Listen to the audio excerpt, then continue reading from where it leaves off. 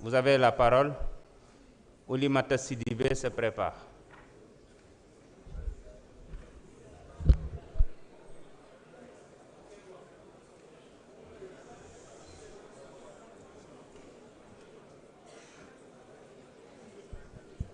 Monsieur le Président de l'Assemblée, Monsieur le ministre de la Justice, cher grand frère, Monsieur le ministre Abbas Fall, mes très chers collègues. Très chers collègues Amadou Ba, je ne voterai pas votre projet de loi, votre proposition de loi. Un grand penseur disait que les grands esprits discutent des idées, les esprits moyens des événements et les tout petits esprits des gens et des détails. C'est pourquoi je ne répondrai pas aux tout petits esprits, parce qu'ils vont me faire perdre mon temps.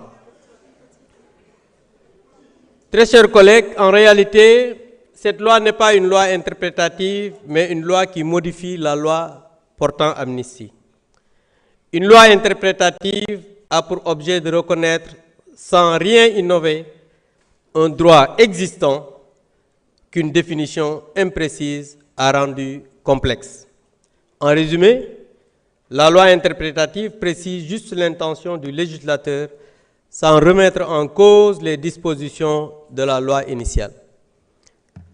Et cette loi interprétative change fondamentalement la loi portant amnistie.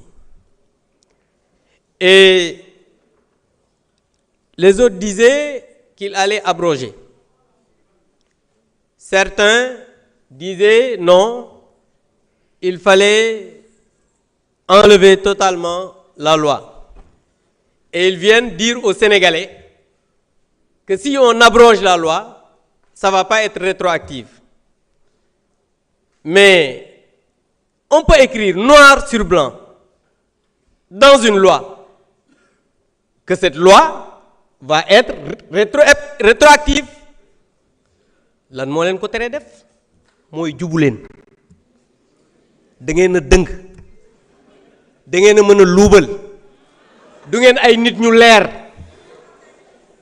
Parce que quand on parle d'abroger la loi wala bu ñu abroger loi bi on a parlé de commanditaire. Le premier commanditaire c'est celui qui a parlé de Mortal Kombat.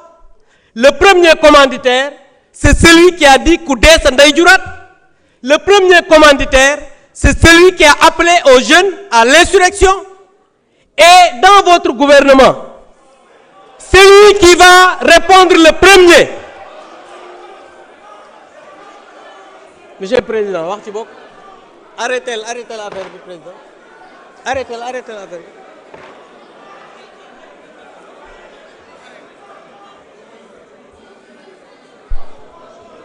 J'invite les gendarmes à évacuer toute personne qui perturbe.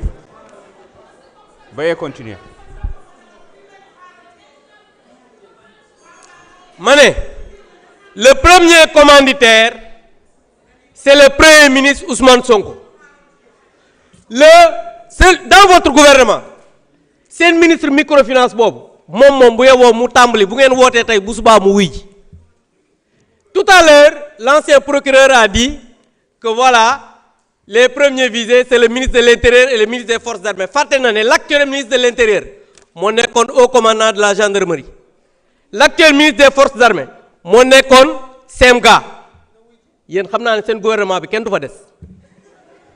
Gis ngeen naxé baxul. Gis nga da ngeen a digoon sénégalais yi ne da ngeen di dindi loi bi ñepp wuy ji.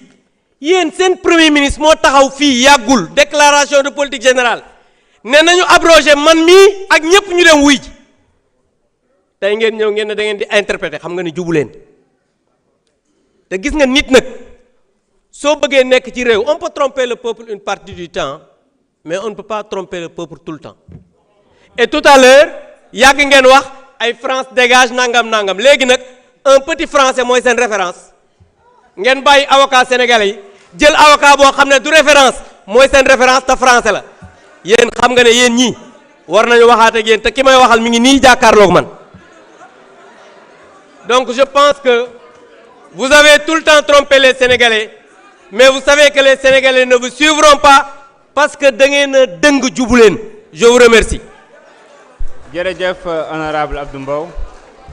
Honorable Oulimata Sidibé, vous avez la parole. Honorable Barham Fofana se prépare.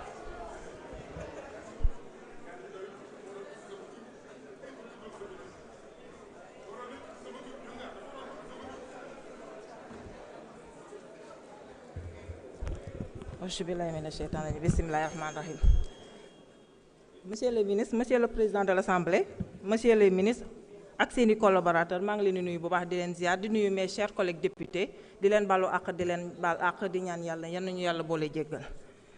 Man su ma taxawee fii tey ci pupitre bi di dégg sama collègue naataango di naan ñun dañoo dëng waaye laaj naa ko Abdou Mbow yow bi nga xam ne dangaa dëng ba mel ni aspiral yow kuy dëng ku ne yow lay jàppale yow moom daa dëng xam ngeen garabu yow nu mu mel Abdou Mbow noonu la dëngee. Donc di wax ne que tey ñëpp xam nañu lu ñu fi andi mooy interprétation bi nga xam ne mooy cette proposition de loi bi nga xam ne suñu collègue moo ko andi fii di wax ne que monsieur le ministre loi bi ñun dañ koy voté. Pourquoi ñu koy voté parce que sama collègue wax na ko fi sànq ñun yàlla dafa def ñu bokkoon ci 14e législature fii la ñu taxawoon ci pupitre bi ngeen ñuy traité de tous les noms fii la ñu taxaw xeex ko ne loi boobu du jàll. dëgg la nag on était minoritaire mais malgré que suñu minoritaire boobu on s'est battu ba Sénégal yépp le monde entier je peux dire ñu témoigner ne que xeex nañ ba fu xeex yam kon tey nous de la Casamance nous de Ziguinchor ñun xaw ma kat mooy bàyyi mais ñun duñu bàyyi. Vous savez pourquoi ñun on a payé les plus lourds tributs tey bu ñuy ne xale yi dee tey Casamance moo tax ñuy wax tey ñan ñoo souffrir ñun de la Casamance dañoo souffrir je sais que tout le monde a souffert. Sénégal bi yëpp souffrir nañu mais Ziguinchor Bignona toute la Casamance laa wax ñëpp a souffrir tey damay rendre un vibrant hommage surtout à nos femmes nos sœurs du bois sacré dama bëgg ngeen tàccul ces femmes parce que ces femmes du bois sacré dañoo def lépp lu ñu mën keroog bu ngeen jàpp ne Ousmane Sonko da ngeen koy jàpp mu dellu Casamance bi nga xam ne fa la juddoo fa la xam. ñun tey ñun waa Ziguinchor ñu jël suñu lépp suñu doole wan leen ne que ñu ngi leen di xaar ba ngeen ñëw Casamance ñu xaar ndax di ngeen jàkkaarloo ak ñun tey nag mooy féliciter aussi la jeunesse du Sénégal parce que seen jeunesse là dañoo wàcc ci fa Ziguinchor ñëw jàppale ñu ci xeex bi te dañoo gagné combat bi ndax xam ngeen ne ñun waa Ziguinchor fu ñu taxaw ak waa Casamance yéen ñi taxaw fii di wax kenn ñemew ko ndax yéen où étiez-vous bu ñu taxaw dañu naan dañuy lever immunité par Farba Ngom yéen ñëpp yéen a taxawoon seen ronu lal mais nit ki boo nee da nga ko bëgg buy metti da ngay ànd ak moom buy naqare da ngay ànd ak moom mais ñun la population ñun ñi nga xam ne Ousmane Sonko daf ñu jaral ñu ne Ousmane Sonko a tout donné pour ce peuple kon tey Ousmane fu mu xamee ñun dañ fay dee tey dañoo xam ne il est véridique mooy nit bu nga xam ne dafa bëgg peuple am kon tey ñun tey Sénégal daf ñoo jaral lu ne di wax ne que loi bii dinañ ko jàllale mais di wax aussi y a des parents ñi nga xam ne ñu ngi souffrir tey su ma jëlee ne serait-ce je vais citer 3 personnes Seydina Diatta bi nga xam ne GPS bu Ziguinchor la bokk tey ñu jël ay fetal dóor ko ci ay tànk ba ñaari tànkoom yépp mënatul def dara ñu koy évacuer muy dem di ñëw fii ba Maroc di dem di suivre ay traitement am tey mooy jeune bu nga xam ne tey mënatul def dara yàq nañu ay activité am ma jëlaat Cheikh Sourat bi nga xam ne colonne vertébrale bi la ñu dóor ba yàq ndigam tey mu ngi tëdd fii hôpital tey yéen andi seen i doom ani seen doom yéen a laq seen doom ci seen biir kër di wax bu ma jëlee le cas de Boubacar Diallo jeune bi nga xam ne dañ ko amputé mais pour ne citer que ces gens là am na des milliers yi nga xam ne jeunesse yaa ngi nii ñoom ñëpp ñu ngi nii di souffrir ngeen am tey ngeen am li ngeen wax fii dama ne yéen ñëpp a war a wax ba mu des yéen da ngeen di noppi yéen di ngeen noppi parce que nous on a souffert c'est de la 14e législature mais honorable Rokhaya Ndiaye wax na ko dañuy rendre un vibrant hommage à notre ministre Abass Fall Birame Souleye Diop ak ñeneen ñëpp laa leen di wax nii. parce que si ñun ngeen gisee des députés yi nga xam ne dañuy wàcc sur le terrain takk suñu écharpe ñu jël combat bi avec cette jeunesse soyez fiers de vous parce que ki ngeen topp kooku la c'est Ousmane Sonko tey si ce n'est pas Ousmane Sonko tey ñu ngi si guuta tey ngeen am li ngeen ñoom dañoo